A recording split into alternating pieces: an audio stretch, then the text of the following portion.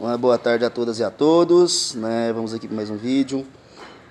Eu estava hoje falando sobre ditadura civil-militar aqui no Brasil e sempre que nós vamos falar desse tema, do período da história brasileira, ele causa um desconforto, seja por parte dos alunos, seja por parte deste que vos fala, porque há uma incompreensão quase que geral por parte dos alunos do que foi esse período. Bom, o que me espanta é que, mesmo sem ter um conhecimento histórico um pouco mais profundo, diversos alunos são entusiastas desse período. Eu gostaria de saber o que faz esse aluno ter um tesão por militares. O que leva esse aluno a pensar que a ditadura militar civil no Brasil foi benéfica, que não havia corrupção, que o Brasil estava alcançando uma ordem e atingindo um progresso, com esse ideal bem positivista, né? Esse tipo de pensamento, ele encobre, ele silencia toda uma perspectiva de uma ordem do discurso, né? Que havia nesse período de tentativas de legitimação das suas próprias ações. Foi construído no imaginário social uma perseguição, uma demonização sobre a palavra comunista. A gente tem que entender que a gente também estava vivendo, né, um período de Guerra Fria, onde o mundo era bipolarizado, né, ideologicamente, entre o bloco capitalista e o bloco comunista, liderado pela União Soviética. Estávamos vivendo recentemente a perspectiva revolucionária cubana. Então a gente consegue entender isso, mas o discente ele não consegue mudar o sentido histórico sobre o processo ditatorial aqui no país. Esses elementos eles vão dificultar, além do processo de desconstrução desses sentidos, eles vão dificultar uma compreensão real do que foi esse regime. Dando espaço, dando margem para caras igual o Zezé de Camargo falar que foi um militarismo vigiado, que aqui não havia uma ditadura. As pessoas relacionam ditadura com militarismo.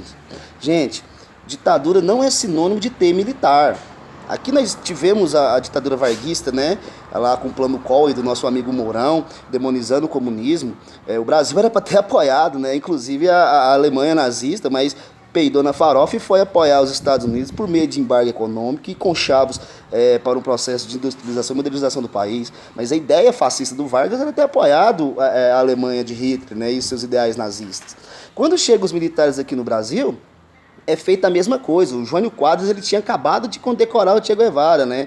Que era um líder da Revolução Cubana. O nosso amigo João Goulart estava para a China, né? Abrindo perspectivas comerciais e econômicas para o país, que a China também era um país socialista. Somado a isso ao conservadorismo, somado a isso aos ideais da família tradicional cristã brasileira, ocorre uma série de fatores que impede que os reais sentidos da ditadura sejam evidenciados e os alunos não conseguem entender o que foi real esse período. Eu vou tentar falar rapidamente o que foi esse período aqui para vocês. Havia-se todo um processo de legitimação a cada instante desse período aqui.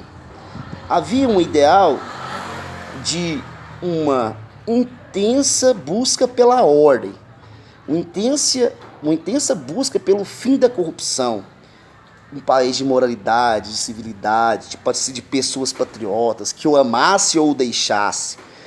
Esse ideário ele foi sendo naturalizado, ele foi sendo internalizado pelos sujeitos, somado-se à falta das disciplinas de ciências humanas e sociais dentro das grades curriculares desse período, onde foi colocada a disciplina moral e cívica. Criando todos esses valores sociais sobre o regime em tentativa de legitimá-lo, né? A busca de legitimá-lo era constante.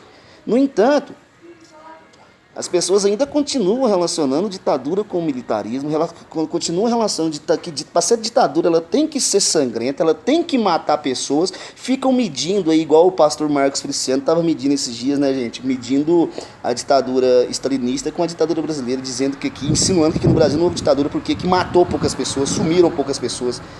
E é um desserviço social que ele está fazendo. Então nós temos que ter atenção em alguns conceitos, a gente chama de conceitos aqui. Vamos buscar entender o que é legitimidade.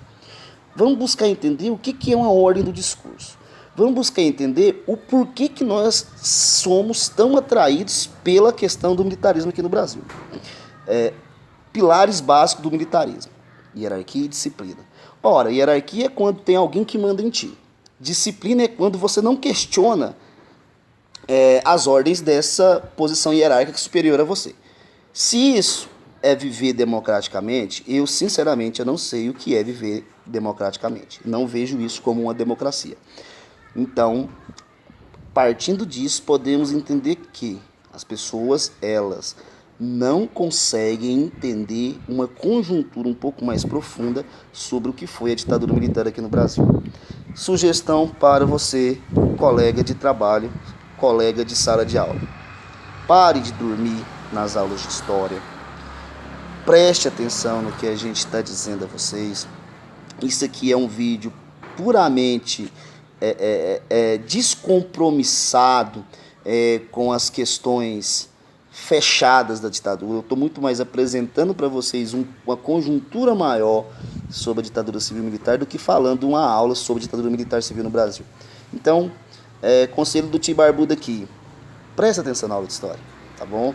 Vamos ler o Michel Foucault sobre a ordem do discurso, tá? Sobre o processo de disciplinarização do corpo, sobre as teclas disciplinares, do processo de legitimar as verdades que são construídas a partir de um discurso, tá bom? Um abraço, até mais.